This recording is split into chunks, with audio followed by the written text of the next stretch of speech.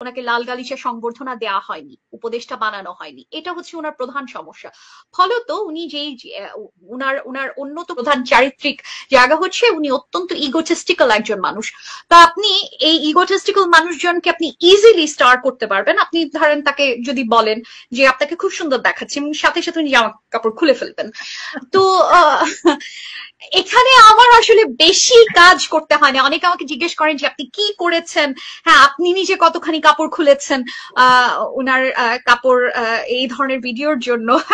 তো আমার আসলে সত্যি কথা বলতে আমার বেশি কিছু করতে হয়নি। উনি আমাকে যে পরিমাণ ইনফরমেশন দিয়েছেন, শুধুমাত্র আমি বলেছি যে আপনাকে খুব সুন্দর দেখাচ্ছে, আপনার কাফ মাসল ইজ বিউটিফুল, এই বলার সাথে সাথে উনি আমাকে বিভিন্ন রকম ছবি পাঠিয়েছেন, এবং সেই সময় আমি অলরেডি তো ওনাকে সন্দেহের তালিকায় রাখছি যে কেন উনি এই কাজগুলো করছেন। তো ফলত আমার সাথে ওনার যে সম্পর্কের জায়গাটা ছিল, সেই জায়গাটা হচ্ছে আমি এই প্রত্যেকটা জিনিস আমি তখন থেকে কালেক্ট করছিলাম। আর আপনাকে আমি আরেকটা বললাম, এইটা ব্যক্তিগত জায়গা, অফকোর্স যেহেতু ব্যক্তিগত প্রসঙ্গ এসছে, আমি বিবাহিত মানুষজনের সঙ্গে সম্পর্ক করি না, করব না, এটা বলা। নাদিয়া, আপনি শেষ হয়ে যাবে সময়, আমি একটু আমার সাবেক সহযোদ্ধাকে উদ্ধার করব এখন, মানে তাকে যে খাতে পড়েছে। তার মানে আপনি বলতে চাচ্ছেন যে এই ছবিগুলো যেহেতু সে পাঠিয়েছে, আমার এই বিতর্কে ঢোকা উচিত না, তারপরেও আমি লোক সংগ্রহ করতে পারছি না, যেহেতু আমার উদ্দেশ্য হলো তাকে একটু রেস্কিউ করা। সেটা হলো আসলে তাহলে 3 ইঞ্চির যে হিসাবটা, এইটা মানে আপনি এইটা একটা কথার কথা, মানে যেহেতু আপনারা সরাসরি এটা না, উনি মাস্টারবেট করতে করতে আমাকে ছবি তুলে পাঠাচ্ছেন। এখন এখানে আবার তো আমি তো ওনাকে মাস্টারবেট করতে করতে ছবি তুলে পাঠাই না, তাই না?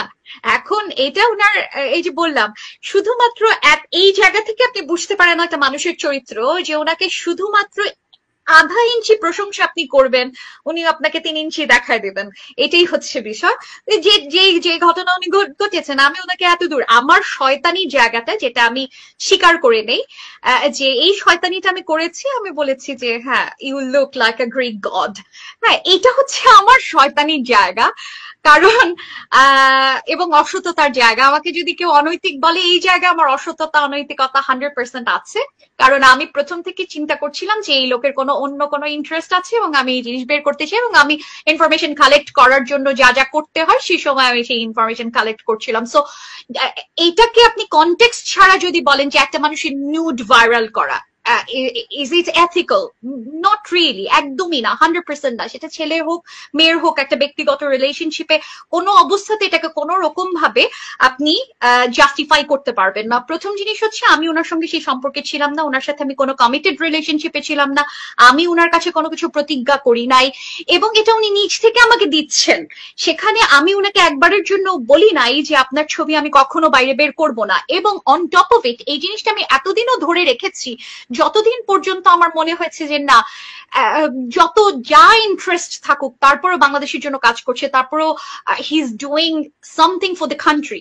তারপর যে মুহূর্তে আমি দেখছি যে না, he is catching out of the hand, যে আউট অফ প্রপোর্শন উনি যা যা করছেন, তখন আমার মনে হচ্ছে যে ইটস দ্য রাইট টাইম। এবং দেখেন, এগেন, অনৈতিক যদি আপনি আমাকে বলেন, অনৈতিক অবশ্যই, কিন্তু কাটা দিয়ে কাটা তোলা ছাড়া আমি আর অন্য কোনো প্রেম যুদ্ধে কোনো নৈতিকতা কাজ করবে না। এটা আমার কাছে যুদ্ধ, কারণ আমি মনে করি পিনাকি ভট্টাচার্য বাংলাদেশের জন্য বাংলাদেশের অন্যতম প্রধান শত্রু, এবং বাংলাদেশের অন্যতম প্রধান প্রবলেম, যে কারণে আমার তার সাথে এই কাজটা করতে 1 সেকেন্ডের জন্য নৈতিকভাবে আটকাবে না। অন টপ অফ ইট, উনি এই কাজগুলো অন্যান্য অনেকের সাথে, আওয়ামী লীগ, বিএনপির প্রচুর নেতাদের সাথে উনি নিজে করে এসছেন। উনি প্রচুর ডিবি হারুন থেকে শুরু করে অন্যান্য এক গাদা মানুষের বডি শেমিং উনি নিজে করেছেন। এক গাদা বিষয়ে উনি পার্সোনাল বিষয়ে স্টার করেছেন, যে জিনিসগুলি আমার সাথে যখন ব্যক্তিগত যোগাযোগ ছিল, আমি ওনাকে অনেকবারই বলেছি যে এই কাজগুলো করছেন কেন আপনি, ইটস ভেরি আনএথিক্যাল। উনি আমাকে তখন একটু বলেছেন যে দেখেন,